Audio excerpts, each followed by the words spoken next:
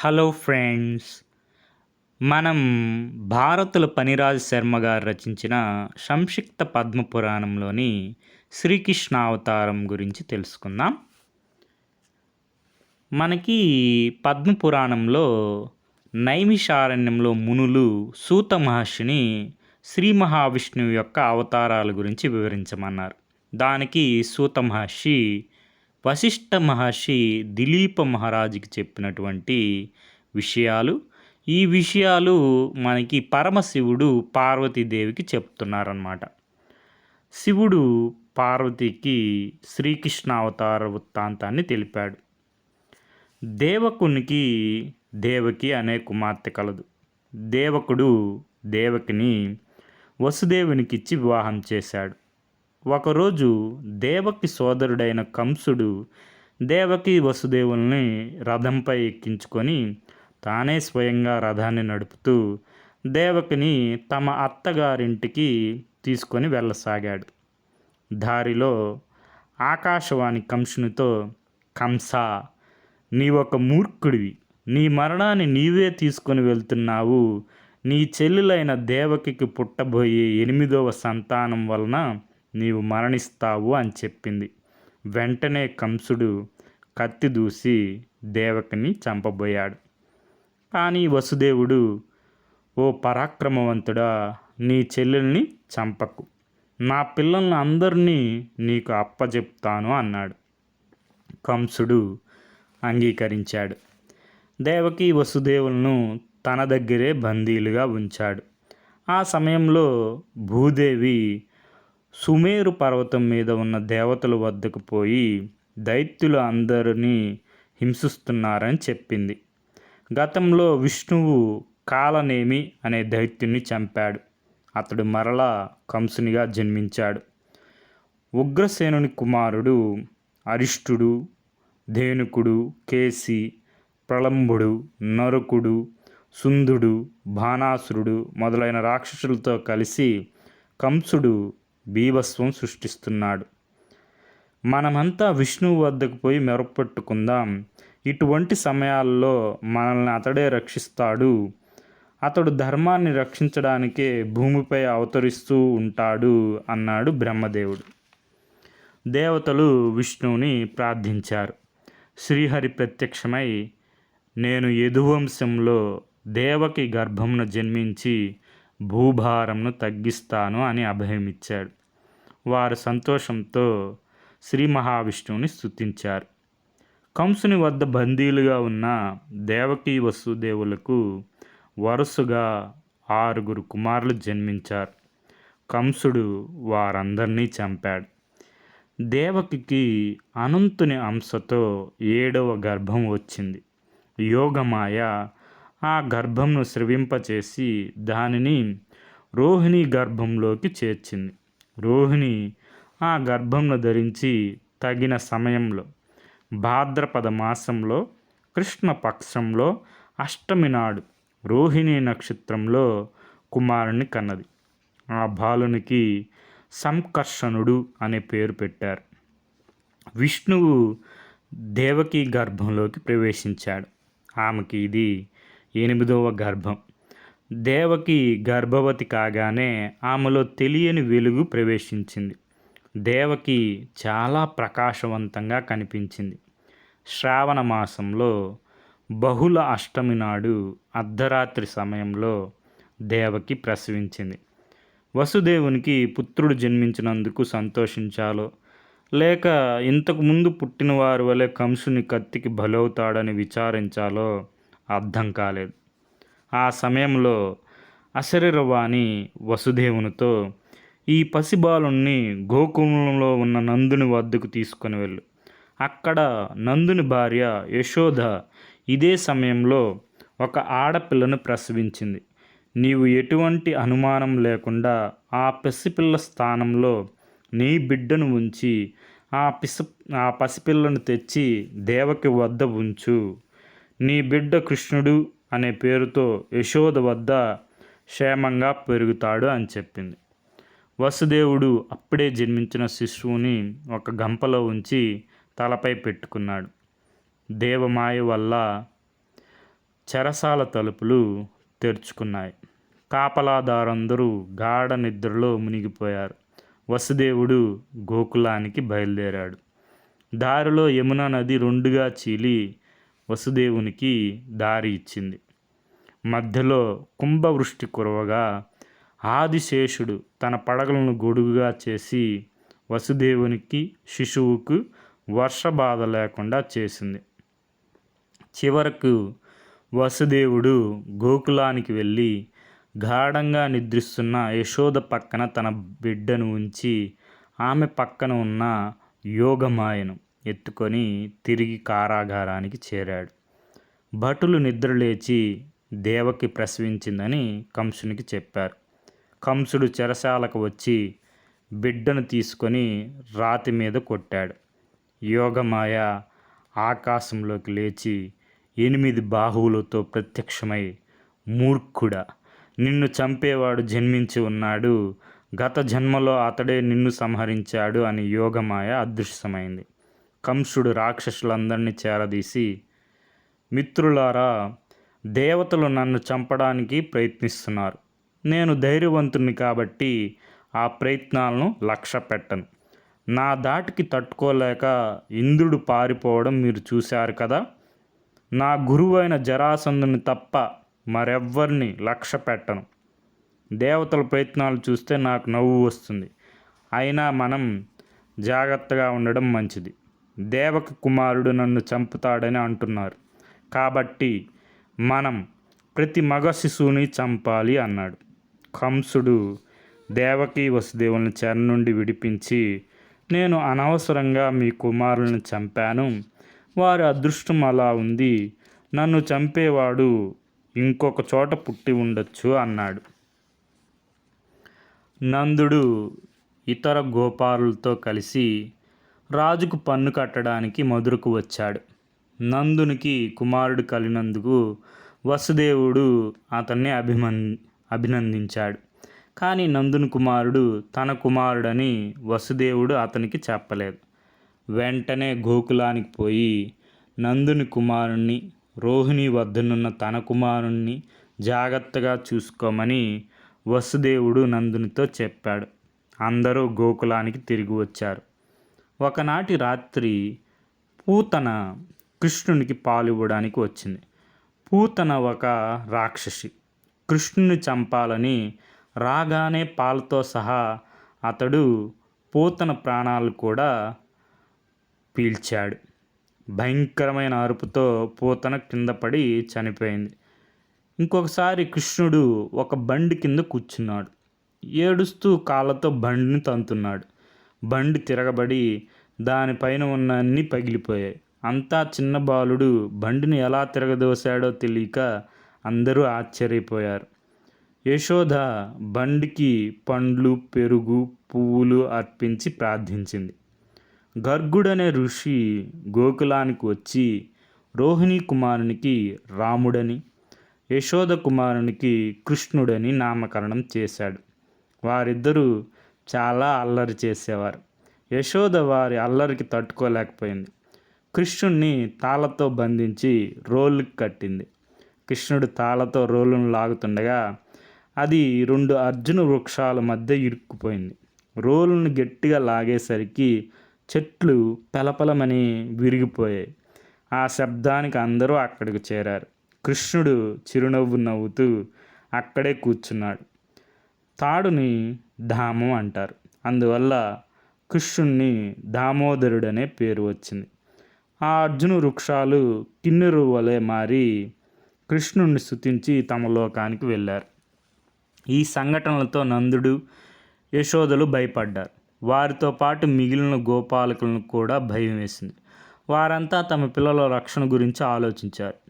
ఈ ప్రదేశంలో అనేక దుర్ఘటనలు జరుగుతున్నాయి కనుక తమ నివాసాలని మార్చాలని వారు అనుకున్నారు. అందరూ కలిసి ఆలోచించి బృందావనానికి వెళ్ళిపోయారు. బలరామకృష్ణులకు కొంత వయసు వచ్చింది. వారు మిగిలిన గోపాలకులతో కలిసి ఆవులను కాసేవారు. పొలాలకు వెళ్ళి ఆడుకునేవారు. కృష్ణుడు నెమలి పింఛాన్ని ధరించి వేణువును ఊదేవాడు. అతని వేణుగానంతో గోపాలురు మైమర్చిపోయేవారు. బృందావనం సమీపంలో యమునా నది ఉంది. యమునా నదిలో కాళీయుడు అనే పెద్ద సర్పం తన కుటుంబంతో సహా నివసించేది. దానివలన ఆ ప్రాంతమంతా విషమయమైంది. ఆ ప్రాంతంలో నీరు తాగిన వారంతా మరణించేవారు. ఆ ప్రాంతానికి సమీపంగా ఎగిరే పక్షులు కూడా చనిపోయేవి. ఆ విషయం తెలిసిన పెద్దలు తమ పిల్లల్ని యమునా నది ప్రాంతానికి వెళ్ళవద్దని చెప్పారు. కానీ ఒకరోజు కృష్ణుని మిత్రుడైన ఒక గోపాల బాలుడు పొరపాటున ఆ నది వద్దకు వెళ్ళి మరణించాడు. ఆ విషయం తెలిసి అందరూ దుఃఖించారు. కృష్ణునికి కోపం వచ్చింది.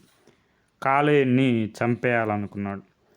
యశోదానందనులకు చెప్పకుండా కొందరు మిత్రులతో కలిసి బలరామకృష్ణులు యమునా నదిని చేరారు. కృష్ణుడు అక్కడ ఉన్న కదంబ వృక్షం నుండి నీటిలోకి దూకాడు. విషపూరితమైన నీరు పడడం వల్ల తీరాన ఉన్న చెట్లు మండడం ప్రారంభించాయి. కృష్ణుడు నీటిలోకి దూకగానే కాళీయుడు తన భార్యలతో సహా కృష్ణుని చుట్టి కాటు వేయడం మొదలుపెట్టాడు. గోపాల బాలురు అది చూసి భయపడి పరిగెత్తుకుంటూ వెళ్ళి బృందావనంలోని వారందరికీ ఆ విషయం చెప్పారు. వెంటనే గోపాలులంతా యమునా నది వద్దకు వేగంగా వచ్చేశారు. యశోద ఏడవడం ప్రారంభించింది.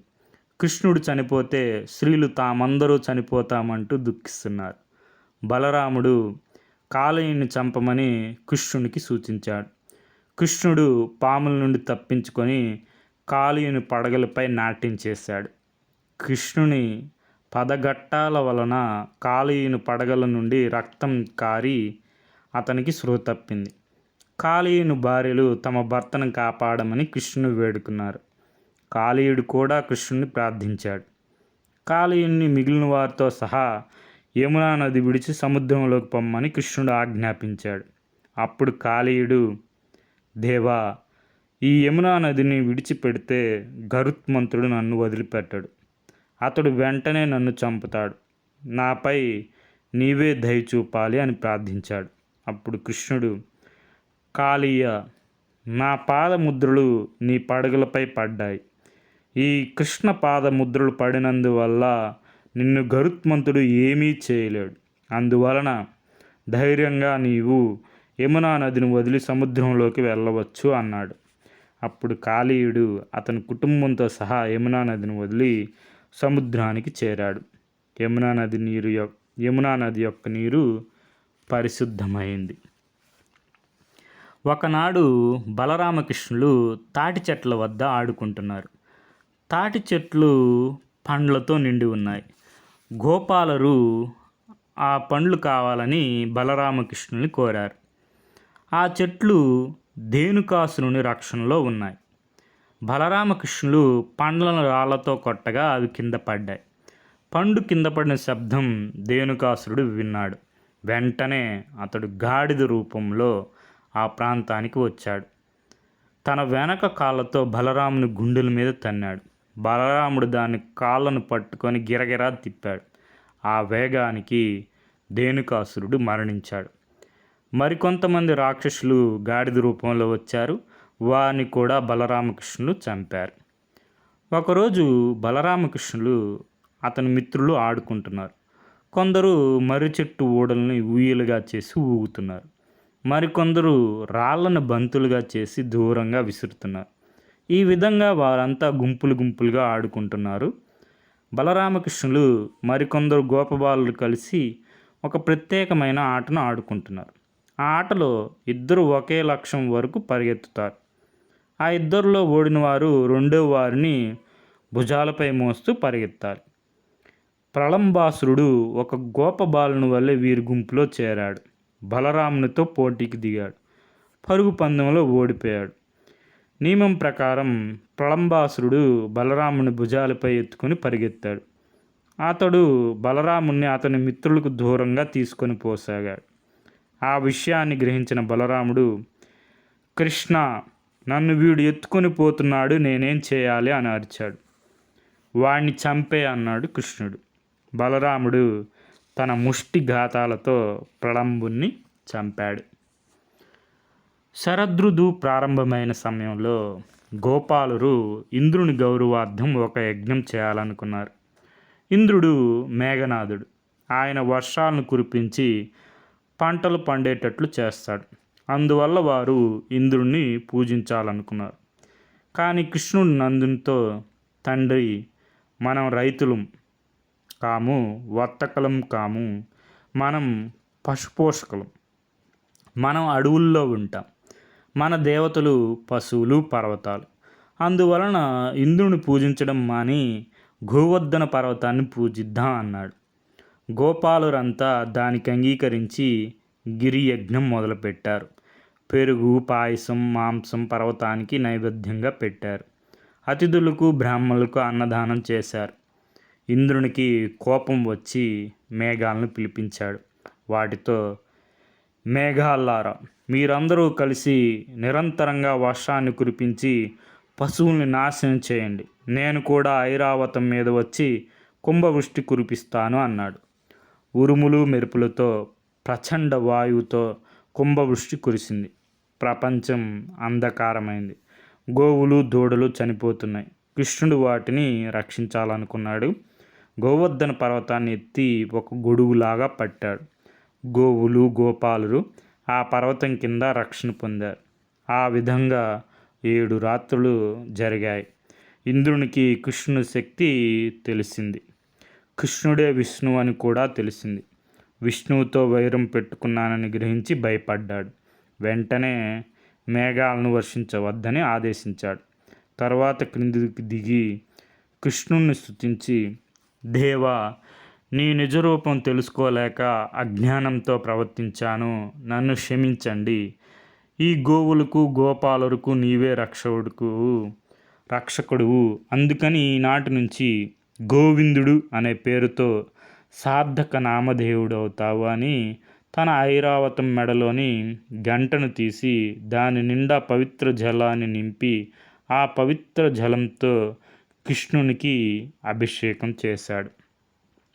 ఒకరోజు అరిష్టుడనే రాక్షసుడు నల్లని ఎద్దు రూపంలో బృందావనానికి వచ్చాడు. ఆ ఎద్దు కొమ్ములు చాలా వాడిగా ఉన్నాయి. అది గిట్టలతో నేలని దువ్వుతూ రహదారిపై అడ్డంగా పరిగెత్తసాగింది. దానికి అడ్డు వచ్చిన పశువుల్ని, మనుషుల్ని పొడిచి చంపడం మొదలుపెట్టింది. అది చూసిన కృష్ణుడు దానికి అడ్డంగా వచ్చాడు. ఎద్దు అతని పైకి దూకి తన వాడి కొమ్ములతో కృష్ణుని పొడవబోయింది. అప్పుడు కృష్ణుడు దాని కొమ్ములను పట్టుకొని తన తొడలతో కొట్టాడు. వెంటనే ఎద్దు రూపంలో ఉన్న రాక్షసుడు రక్తం కక్కుకొని మరణించాడు. గోకులంలోనూ, బృందావనంలోనూ పసిబాలురైన బలరామకృష్ణులు చేసిన అద్భుతాలు కంసుడు విన్నాడు. చిన్నతనంలోనే ఎందరో రాక్షసులను సంహరించిన వీరు పెద్దవారైతే ఇంకేం చేస్తారోనని భయపడ్డాడు. మొక్కై వంగనిది మానై వంగునా, కాబట్టి వీరిని చిన్నతనంలోనే సంహరించాలని కంసుడు నిశ్చయించుకున్నాడు. దానికోసం ఒక పథకం పన్ని బలరామకృష్ణుల ఇద్దరిని మధురా నగరానికి రప్పించాలనుకున్నాడు. మధురా నగరంలో కంసుడు ఒక యజ్ఞాన్ని ప్రారంభించాడు. దానికోసం బలరామకృష్ణులను మధురకు తీసుకురమ్మని అక్రూరుడిని బృందావనానికి పంపాడు. కంసుడు కేశి అనే రాక్షసుని పిలిపించి అతన్ని బృందావనానికి వెళ్ళి బలరామకృష్ణుని చంపమని చెప్పాడు. కేసి వెంటనే గుర్రం రూపంలో బృందావనాన్ని చేరి అక్కడ బీభత్సం సృష్టించాడు. ఆ గుర్రాన్ని చూసి గోపాలురు భయభ్రాంతులయ్యారు. కృష్ణుడు ఆ గుర్రంపైకి ఎక్కి దాని నోట్లో తన చేతిని దూర్చి ముందుగా పళ్ళు ఊడగొట్టాడు. తర్వాత 2 దవడలను చీల్చి దాన్ని చంపాడు. కేసిని చంపుట వలన శ్రీకృష్ణునికి కేశవుడు అని పేరు వచ్చింది. కేసి మరణాంతరం అక్రూరుడు బృందావనానికి చేరుకున్నాడు.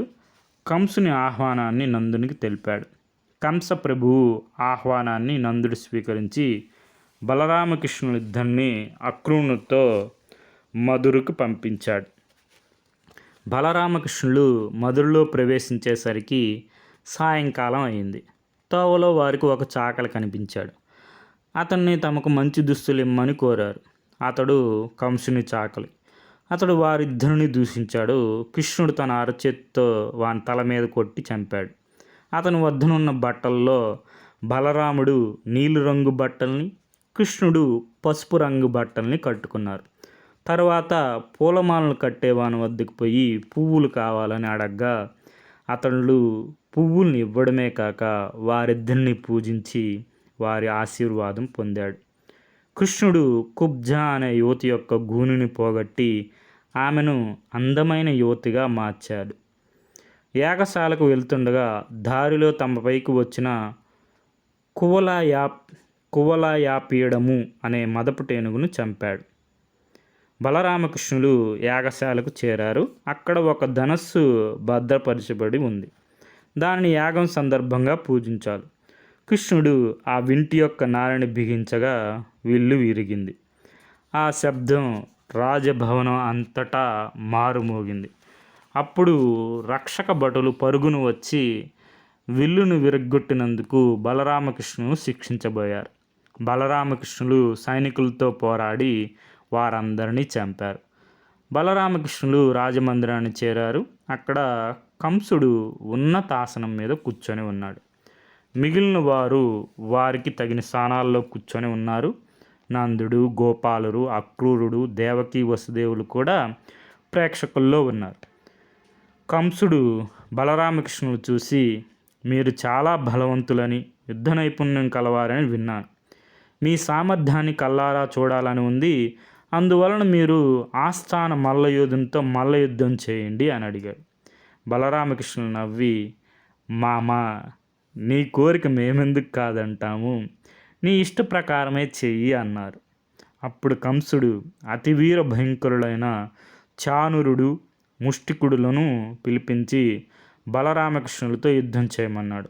కృష్ణుడు చానూరునితో, బలరాముడు ముష్టికునితో తలపడ్డాడు.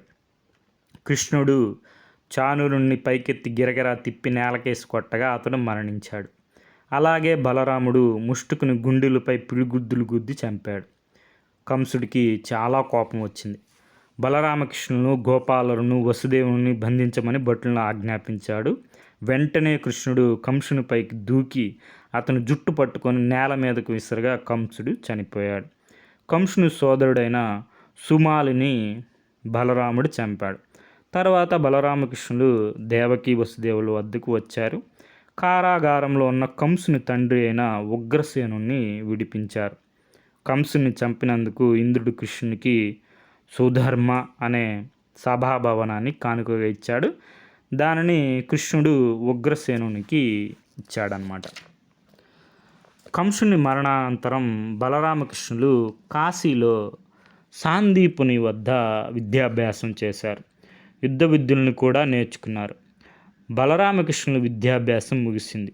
వారు సాందీపుని ఆశ్రమాన్ని వదిలి మధురారాగానికి వెళ్ళబోతూ సాందీపుని, గురుదేవా, నీ దయ వలన మేము అన్ని విద్యలు నేర్చుకున్నాము.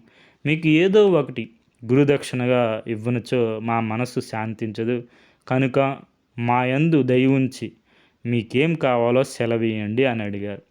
సాందీపుడు, నాయనా, నాకు ఏ కోరిక లేదు. నాకు ఉన్న ఏకైక పుత్రుడు సముద్ర స్నానం చేస్తూ ఆ సాగరంలోనే కలిసిపోయాడు.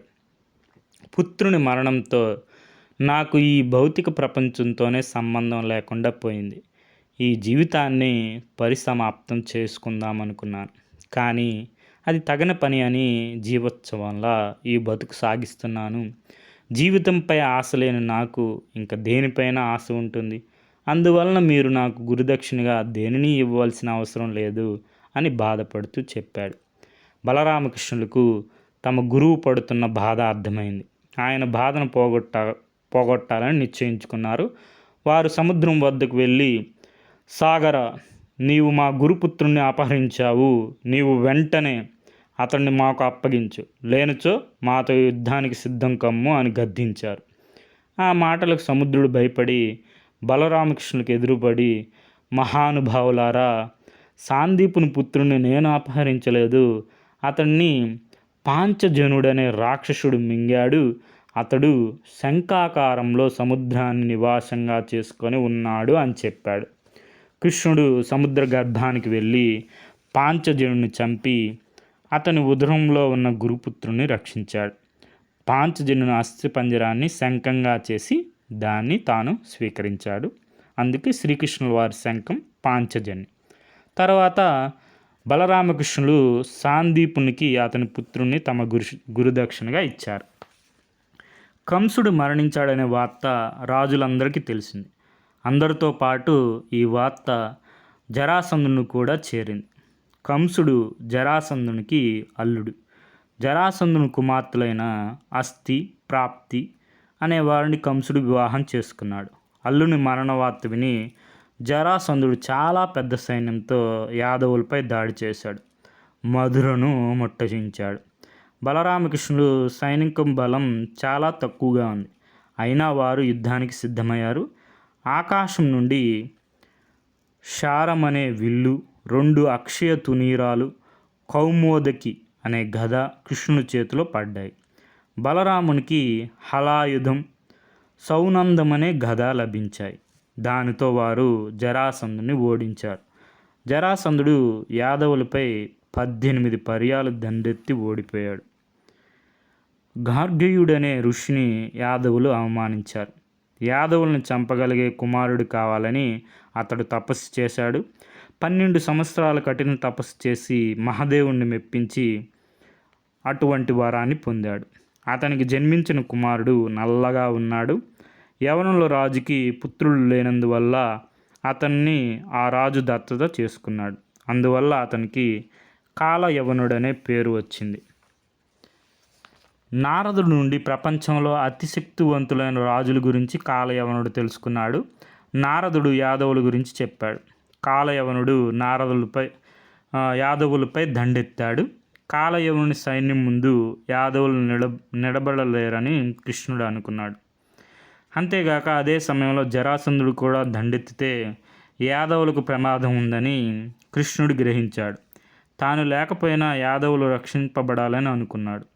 మధురా నగరమునకు తగిన రక్షణ లేదని భావించి జల మధ్యంలో ద్వారకా నగరాన్ని నిర్మింపజేశాడు. యాదవులందరినీ మధురా నగరం నుండి ద్వారకకు పంపాడు. దండెత్తి వచ్చిన కాలయవనుడికి ఖాళీగా ఉన్న మధురా నగరం స్వాగతం పలికింది. యాదవులంతా తప్పించుకొని పోవడం కాలయవనుడికి కోపం తెప్పించింది. యుద్ధం చేయకుండా రాజ్యం దక్కడం కూడా అతనికి ఇష్టం లేదు. దీనికి యాదవ ప్రభు అయిన కృష్ణుడే కారణమని గ్రహించాడు. ఆ కృష్ణుని సంహరించాలని అనుకున్నాడు. కాలయవనుడు కృష్ణుని కోసం వెతుకుతున్న సమయంలో కృష్ణుడు అతడికి ఎదురుపడ్డాడు. కాలయవనుడు కోపంతో కృష్ణుడిపై యుద్ధానికి సిద్ధమయ్యాడు. కానీ కృష్ణుడు పారిపోసాగాడు. కోపంతో కాలయవనుడు అతని వెంట పడ్డాడు. కృష్ణుడు పరిగెత్తుకుంటూ పోయి ఒక గుహలోకి దూరాడు. కాలయవనుడు కూడా ఆ గుహలోకి ప్రవేశించాడు. గుహలో అంతటా చీకటిగా ఉంది. ఆ చీకటిలోనే కాలయవనుడు కృష్ణుని కోసం వెతకసాగాడు. ఆ గుహలో మూచుకుందుడు అనే తపస్వి ఉంటున్నాడు. ఒకసారి దేవతలకు రాక్షసులు జరిగిన యుద్ధంలో మూచుకుందుడు దేవతలకు సహాయంగా రాక్షసులతో యుద్ధం చేశాడు.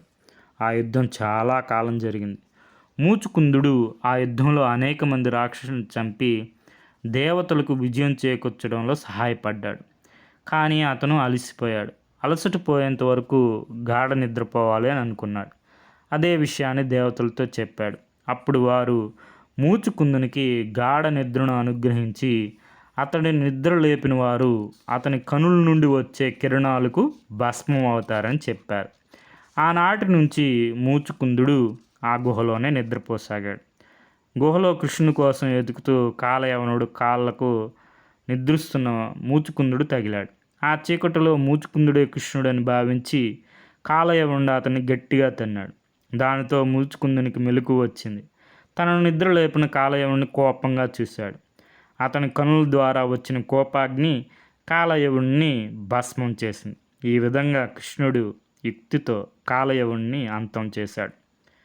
ఇక్ష్వాకు వంశానికి చెందిన రైవతుడు అనే రాజుకు రేవతి అనే కుమార్తె కలదు. ఆ రాజు బలరామునికి రేవతిని ఇచ్చి వివాహం చేశాడు. బలరాముడు, రేవతి ఒకరిపై ఒకరు అనురాగంతో సుఖంగా ఉన్నారు. విదర్భపు దేశపు రాజు భీష్మకుడు. అతడికి రుక్మి అనే కుమారుడు, రుక్మిణి అనే కుమార్తె కలదు. లక్ష్మీదేవియే కృష్ణావతారమున రుక్మిణిగా పుట్టింది. ఆమెకు శిశుపాలునికిచ్చి వివాహం చేయాలని రాజు నిశ్చయించాడు. కానీ రుక్మిణి చిన్నప్పటి నుండి కృష్ణుడిపై ప్రేమను పెంచుకుంది. తనకు కృష్ణుడు భర్త కావాలని ఎన్నో వ్రతాలు చేసింది.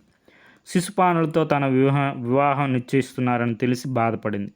పురోహితుని కుమారునితో కృష్ణుడికి తన ప్రేమను తెలిపి అతన్ని వెంటనే తీసుకురమ్మని చెప్పింది. ఆ బ్రాహ్మణుడు కృష్ణు వద్దకు వెళ్ళి రుక్మిణి ప్రేమ విషయం, పెద్దలు నిశ్చయించిన పెళ్లి విషయం తెలిపాడు.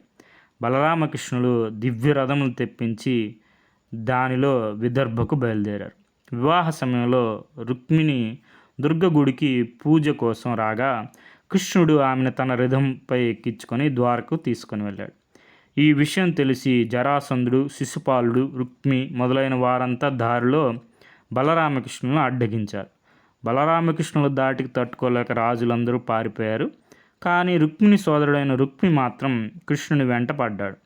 కృష్ణుడు అతన్ని నిరాయుధునిగా చేసి గుండు చేయించి వదిలేశాడు. ద్వారకకు వెళ్ళి ఒక శుభ సమయంలో కృష్ణుడు రుక్మిణిని వివాహం చేసుకున్నాడు.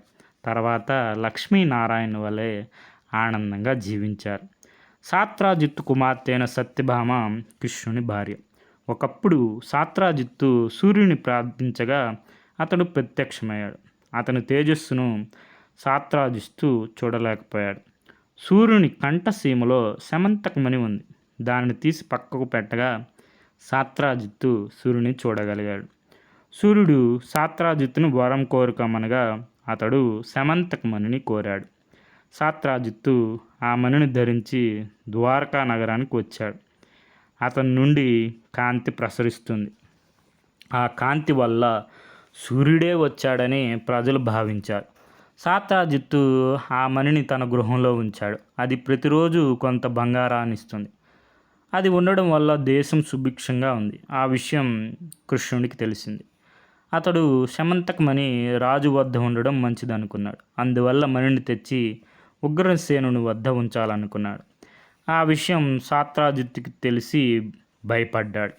ఆ మణిని తన తమ్ముడైన ప్రసూనుడికి ఇచ్చాడు. పవిత్రుని వాని వద్ద ఉంటే ఆ మణి బంగారం ఇస్తుంది. దుర్మార్గుని వద్ద ఉంటే అది యజమాని మరణానికి కారణమవుతుంది. ఒకరోజు ప్రసేనుడు మణిని ధరించి వేటకు వెళ్ళాడు. అతన్ని ఒక సింహం చంపింది. ఆ సమయంలో అటుగా వస్తున్న జాంబవంతుడు ఆ సింహాన్ని చంపాడు. అక్కడ ప్రసేనుని శవాన్ని చూసి అతని మెడలో ఉన్న మణిని తీసుకున్నాడు. ఆ మణిని జాంబవంతుడు తన కుమార్తె అయిన జాంబవతికి ఆభరణంగా ఇచ్చాడు.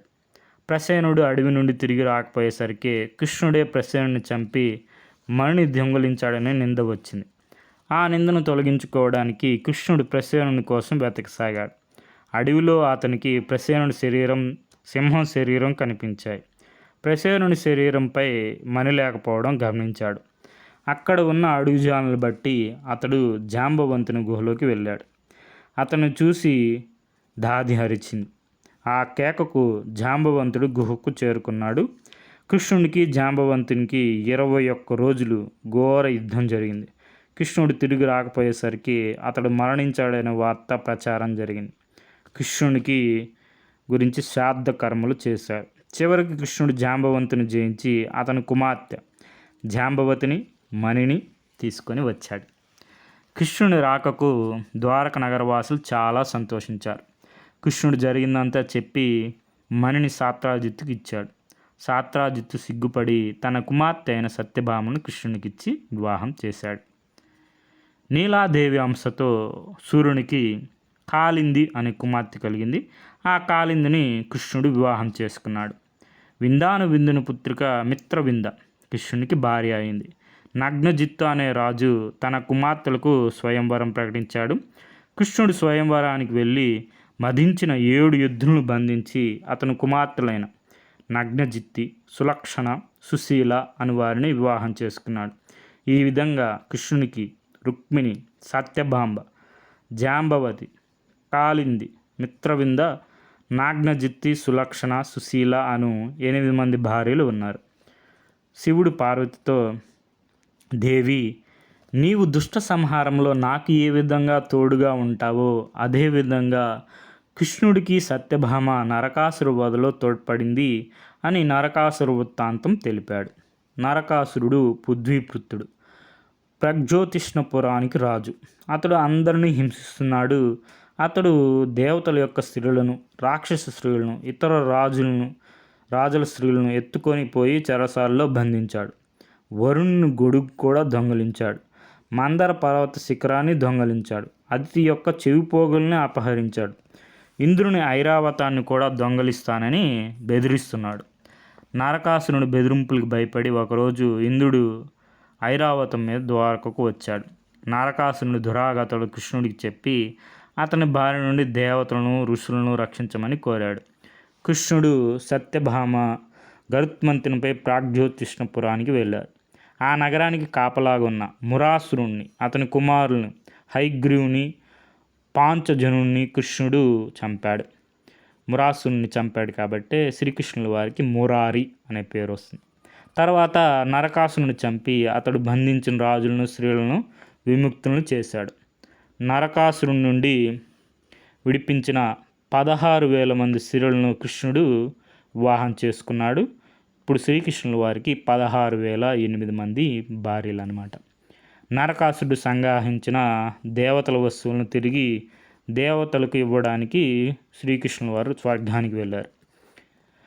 స్వర్గానికి వచ్చిన కృష్ణుడిని దేవతలు పూజించారు. కృష్ణుడు దేవతలకు ఎవరి వస్తువులు వారికి ఇచ్చేశాడు. ఇంద్రుని భార్య సచీదేవి చుట్టూ ఉన్న దేవతా స్త్రీలందరికీ పారిజాత పుష్పాలను ఇచ్చి సత్యభామకు మాత్రం దీనిని సామాన్యులు ధరించరాదు అని ఇవ్వలేదు. సత్యభామకు కోపం వచ్చింది, అయినా మౌనంగా ఉంది. తర్వాత కృష్ణుడితో చెప్పి ఇంద్రుని తోటలో ఉన్న పారిజాత వృక్షాన్ని పెకలించి తన ఇంటికి తీసుకెళ్ళబోయింది. ఇది తెలిసిన దేవతలు కృష్ణుని అడ్డగించారు. కృష్ణుడు వారందరినీ ఓడించాడు. ఇంద్రాది దేవతలు సత్యభామ కృష్ణుని క్షమించమని అడిగి పారిజాత వృక్షాన్ని వారికి అప్పగించారు. వారు ఆ చెట్టుని ద్వారకకు తెచ్చి తమ తోటలో నాటారు. కృష్ణుని యొక్క వేషభాషలను అనుకరిస్తూ తానే నిజమైన కృష్ణుని అని ప్రచారం చేసుకున్న పౌండ్రక వాసుదేవుడు కాశీరాజు సహకారంతో కృష్ణుని చంపుటికి ప్రయత్నించాడు. అప్పుడు కృష్ణుడు తన సుదర్శన చక్రంతో పౌండ్రకుణ్ణి, కాశీరాజుని సంహరించాడు. కృష్ణుడు భీమార్జునులను బ్రాహ్మణ వేషాలతో జరాసంధుని వద్దకు తీసుకొని వెళ్ళాడు. అతడు బ్రాహ్మణులు పూజించి మీకేం కావాలో కోరుకోమన్నాడు. కృష్ణుడు తమ నిజరూపాలను తెలిపి భీముడితో ద్వంద్వ యుద్ధం చేయమని కోరాడు. జరాసంధుడు అంగీకరించాడు. భీముడు జరాసంధునితో 25 రోజులు మల్లయుద్ధం చేసి అతన్ని 2గా చీల్చి చంపాడు. జైవిజులు తమ 3వ జన్మలో శిశుపాలుడు, దంతవక్రులుగా జన్మించారు.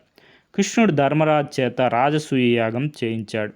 యజ్ఞం పూర్తయిన తర్వాత భీష్ముని సలహాతో ధర్మరాజు ముందుగా కృష్ణుడికి పూజ చేయగా శిశుపాలుడు ధర్మరాజును, కృష్ణుడిని నిందించాడు. కృష్ణుడు తన సుదర్శన చక్రంతో శిశుపాలుని చంపాడు. ఆ విషయం తెలిసి దంతవక్రుడు మధురపైకి దండెత్తాడు. కృష్ణుడు అతనితో యుద్ధం చేసి అతన్ని చంపాడు. ఈ విధంగా 3 జన్మలు పూర్తయిన జీవిజయులు వైకుంఠానికి వెళ్ళారు. మొదటి జన్మలో హిరణ్యకశిపుడు హిరణ్యకాశిపుడుగా జన్మిస్తారు. హిరణ్యకశిపుడు హిరణ్యాక్షుడు. 2వ జన్మలో వచ్చి రావణాసురుడు, కుంభకర్ణుడు. 3వ జన్మలో శిశుపాలుడు, దంతవక్రులుగా జన్మించిన జయవిజయులు తర్వాత వైకుంఠానికి వెళ్ళిపోయారు. తర్వాత కురు పాండవుల మధ్య జరిగిన మహాభారత యుద్ధంలో కృష్ణుడు పాండవుల పక్షాన ఉండి అర్జునుని రథసారథి అయ్యాడు. ఆ యుద్ధంలో 11 అక్షయుల సైన్యం చనిపోయింది. చివరకు కృష్ణుడు పాండవులకు రాజ్యాధికారం వచ్చేటట్లు చేసి ద్వారకకు వెళ్ళాడు. పిండారకం అనే యాత్రాస్థలం ఒకటి ఉంది. కొంతమంది యాదవులు కనుని, విశ్వామిత్రుని, నారదుని అక్కడ కలుసుకున్నారు. వారు శంభుకునికి శ్రీవేషం వేసి ఆ ఋషుల వద్దకు తీసుకువచ్చి, ఋషులారా, ఈ యువతికి పుత్రుడు జన్మిస్తాడా, పుత్రిక జన్మిస్తుందా అని అడిగారు. ఋషులు అసలు విషయాన్ని గ్రహించారు. తమను అవమానించినందుకు వారు, ఈ వ్యక్తి గర్భంలో ఒక ముసలం పుడుతుంది, అది మీ జాతిని అంతటిని నాశనం చేస్తుంది అన్నారు. కొన్నాళ్లకు శంభుకునికి ఒక ముసలం పుట్టింది.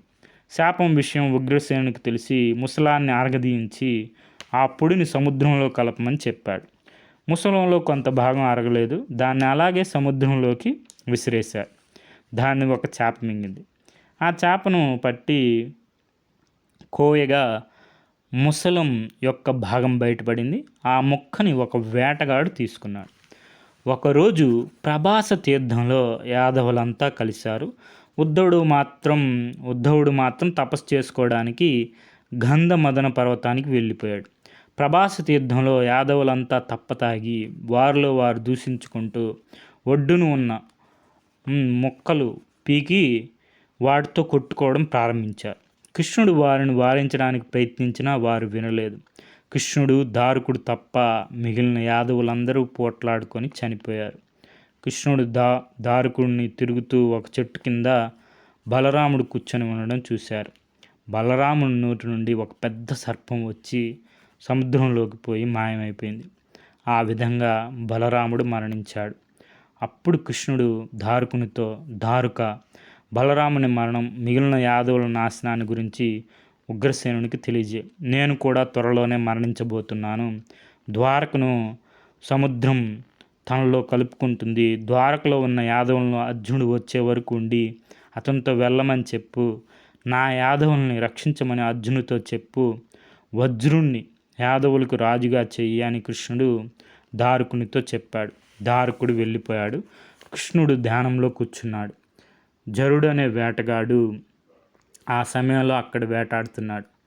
యాదవులు విసిరేసిన ముసలం యొక్క భాగమును చేప నుండి గ్రహించిన వేటగాడు ఈ జరుడే. అతడు ఆ ముసలం యొక్క భాగం నుండి వాడిగా ఉన్న బాణాన్ని తయారు చేసుకున్నాడు.